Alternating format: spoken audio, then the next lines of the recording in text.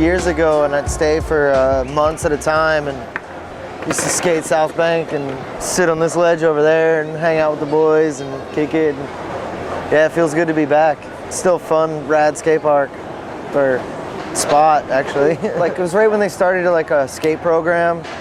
Adidas started a skate program, and it was like basically just like a bunch of dudes on flow, but they had like Mark Gonzalez. He's been on since like the 90s, I guess. One of the dudes working over there started sending me shoes, and you know, that's kind of how it happened. And from there, it kind of just snowballed into like, all right, fucking, I'm gonna put you on the team. And I'm like, all right. Well, Stereo, they did a Shred for Life thing. It was like a big East Coast thing that they do every year, and it was like Quim Cardona turned it into Shred for Mike.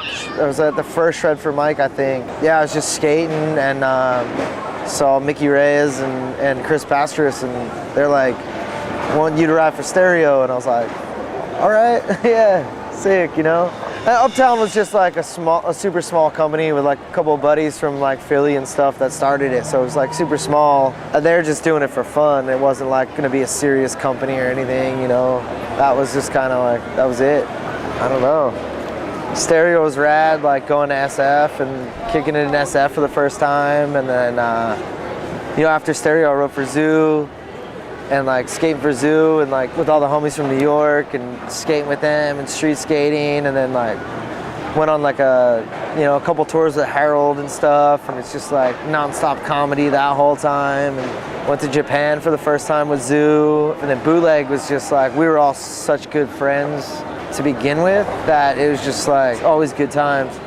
Just a weird time, like a lot of the skaters on Baker and a lot of the skaters on Bootleg we were all still friends, but there was like this other like another piece of the puzzle that was kind of missing. Like that was like I don't know, it's just kind of weird, you know. Things weren't adding up basically.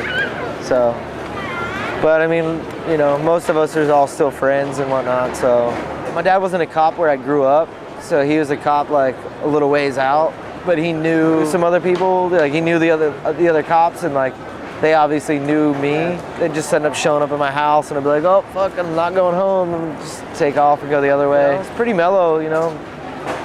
Like not all cops are fucking dickheads, you know, but my dad always told me too, he's like, yeah, you're out skating, you know, cops are gonna fuck with you. He's like, if it's an older cop, probably just, you know, stand there, talk to him, be polite, whatever. But he's like, if it's some fucking punk rookie cop, he looks young, if you think he can get away, just try and get away, man, because he's gonna be a fucking dickhead. Oh yeah, man. Fucking don't push Mongo, don't toe into shit, push to the spots.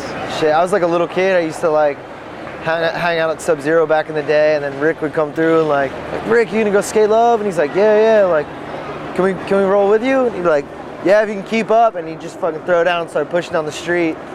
And he'd take like the craziest routes, like up this block, you know, back down another block, like, and like zigzag all the way to Love.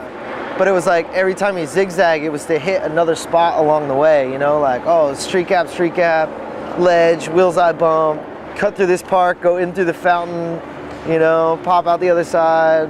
There's a curb cut there, and then another street cap, and then there's two windowsill ledges, and like, just like all these like zigzag routes that he would take and skate, and that was like his warm up till he got to Love.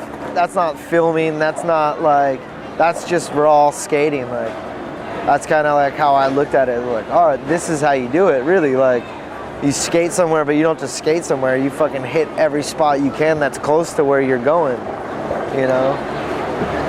Back home, back to, I live in LA now, so back to LA and just keep skating, try and get my knee better, and that's about it. Like, no plans as of another trip just yet, you know? We finish this one and then figure out another trip, I guess. Roll with the punches, see how it goes.